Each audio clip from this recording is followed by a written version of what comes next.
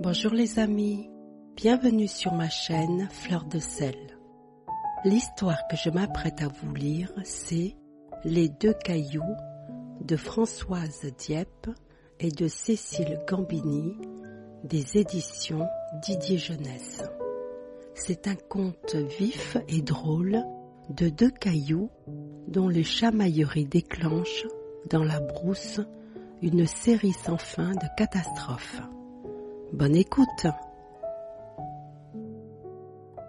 Au cœur de la brousse, il y avait un marigot. Même au plus chaud de la saison sèche, on y trouvait toujours de l'eau. Le lion et l'antilope venaient y boire côte à côte. Les oiseaux migrateurs nichaient dans des arbres qui gardaient leurs feuilles toute l'année. Bref, c'était un lieu plein d'harmonie et bruissant de vie. Pourtant, sous le grand caïcédra au bord de l'eau, on entendait sans cesse résonner plaintes et disputes. Elles provenaient de deux cailloux. Un caillou assez gros et un caillou pas gros du tout. Les autres voyagent partout et moi, je n'ai jamais quitté cet endroit. Geignait le gros. J'en ai assez d'être coincé près de ce sinistre imbécile. Sifflait le petit. Méchant, minable. Gros abruti. Une nuit, fatigué d'entendre ces criailleries, le génie du marigot parla ainsi. « Ça suffit, je vais ramener le calme dans cet endroit. » Et, en un clin d'œil, il colla deux jambes sur chaque caillou. « Je vous donne une chance de découvrir le monde. Faites-en bon usage, bon voyage. » À l'aube, les deux cailloux partirent, tout heureux sur leurs jambes neuves. Et hop saute, ils se mirent à trotter. Trottèrent bien, trottèrent longtemps, trottèrent si longtemps qu'à un moment ils se sentirent faibles, fatigués, affamés. Eh oui, en marchant, on dépense ses forces et pour les refaire, il faut manger. C'était nouveau pour eux. Comment trouver de la nourriture ? Le petit caillou eut une idée. Personne ne se doute qu'on a des jambes. On les cache, on attend, et quand du gibier passe à notre portée, hop, on frappe. Sitôt dit, sitôt fait, les voilà posés par terre, comme deux cailloux ordinaires. Des perdrix passèrent et hop, ils frappèrent. Le petit caillou, rapide, précis, en tua 6. Le gros caillou, lent, maladroit, n'en tua que 3, ce qui fit bien rire le petit caillou. Vexé, le gros caillou se mit à bouder. Ils allumèrent un feu, puis le gros caillou dit « Mangeons d'abord tes 6 perdrix, les 3 miennes, emportons-les. Ce soir, quand on aura faim, on les partagera. » Le petit caillou trouva l'idée raisonnable. Ils mangèrent de bon appétit. Au moment de repartir, le gros caillou déclara « Pfff, je suis si lourd que j'ai du mal à me porter moi-même. Tu es plus léger que moi, porte 2 perdrix, je prendrai la 3e. » Le petit caillou rouspéta, mais il finit par accepter. Et hop saute, ils se remirent à trotter.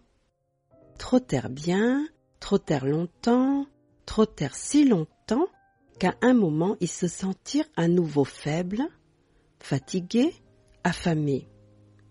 Le gros caillou se tourna alors vers le petit, lui prit ses 2 perdrix et lui dit « J'ai changé d'avis, ces 3 perdrix sont à moi, débrouille-toi. » Et hop saute, Hop, saute. Le gros caillou fila, se disant que l'autre, fatigué d'avoir trop porté, ne pourrait pas le rattraper. Le petit caillou rougit de colère, gonfla de colère, hurla de colère.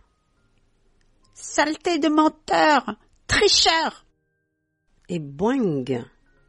Le petit caillou se jeta sur le gros. On dit que le plus grand de taille n'est pas forcément celui qui a le plus grand courage. Effrayé, le gros caillou sauta très loin pour échapper au petit. Et paf! Il atterrit sur la queue d'un serpent python qui faisait la sieste. Réveillé en sursaut, le serpent python s'enfuit en signant et sifflant. « Sapristi, ça fait mal !» Et bing! Il se cogna dans un énorme crapaud buffle qu'il mordit brutalement. L'énorme crapaud buffle bondit en coassant.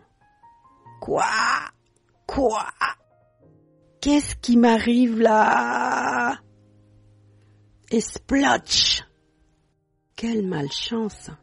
Un éléphant passait par là. Il écrabouilla le crapaud buffle. Sur cette bouillie gluante, l'éléphant glissa, et bzz, bang! Il percuta la casse-cuisine d'une vieille femme qui apportait du bois pour cuire son repas. Et badaboum! La vieille, affolée, lâcha son bois sur la gueule de son chien et lui cassa 3 dents. Et boum! Il heurta le mollet d'un chasseur à l'affût qui visait une antilope. Et caille, caille, caille! Hurlant de douleur, le chien fonça, les yeux fermés, droit devant lui. Perdant l'équilibre, le chasseur dévia son tir. Et whizz! Il lâcha sa flèche sur un perroquet perché dans un arbre voisin, le clouant au tronc. Le perroquet se mit à pleurer. « C'est pas juste! C'est pas juste !» Or, chacun sait qu'une blessure injuste saigne beaucoup plus qu'une blessure ordinaire. Et glou, glou, glou, glou! Un ruisseau de sang commença à couler de la blessure du perroquet. Aussitôt, le ruisseau devint rivière, la rivière enfla et un fleuve rouge envahit l'endroit. À cet instant, 2 des enfants du chef d'un village voisin passaient par là et ils furent emportés par les flots de sang. Aïe! Aïe! Aïe! Le chasseur, vif comme l'éclair, déchira un bout de sa chemise, se précipita vers le perroquet, enleva la flèche qui le clouait au tronc, et poc! Il boucha la blessure avec le morceau de tissu, il s'excusa et le sang du perroquet cessa enfin de couler. Et pouf! Il plongea dans le fleuve et en sortit les 2 enfants, sains et saufs. Ouf! Les chefs étaient assis avec les vieux du village sous l'arbre à palabres. Quand il vit arriver ces 2 enfants tout couverts de sang, il voulut comprendre ce qui s'était passé. Questionna le chasseur, et celui-ci lui expliqua l'antilope, le chien, la flèche, le perroquet, enfin tout ce qu'il savait. On fit venir le chien. « Pourquoi as-tu bousculé le chasseur ?»« C'est pas ma faute. Fais la vieille. » répondit le chien en montrant ses dents cassées. On fit venir la vieille. « Pourquoi as-tu fait tomber ton bois sur la gueule de ton chien ?»« C'est pas ma faute, c'est l'éléphant. » bégaya la vieille, en pointant du doigt sa case effondrée. On fit venir l'éléphant. Pourquoi as-tu cassé la case de cette vieille? C'est pas ma faute, j'ai glissé là-bas, sur quelque chose de gluant. Barrit l'éléphant. On suivit l'éléphant jusqu'à la bouillie gluante. Couabre, couabre, coassa celle-ci. Un peu plus loin, un serpent python agitait le bout de sa queue tout aplati. On s'apprêtait à le questionner quand, près de là, on entendit des coups, des cris. On alla voir ce que c'était. On trouva les 2 cailloux toujours en train de se battre. On les apporta sous l'arbre à palabre. On demanda au gros caillou. « Est-ce toi qui as aplati la queue du serpent ?» En montrant le petit caillou, le gros s'écria. « C'est pas ma faute, c'est lui qui m'a attaqué. » Le petit hurla. « Saleté de menteur, tricheur, tout est ta faute !» Et devant le chef, les vieux et tous les villageois, les 2 cailloux recommencèrent à se battre. Le chef donna l'ordre de les séparer.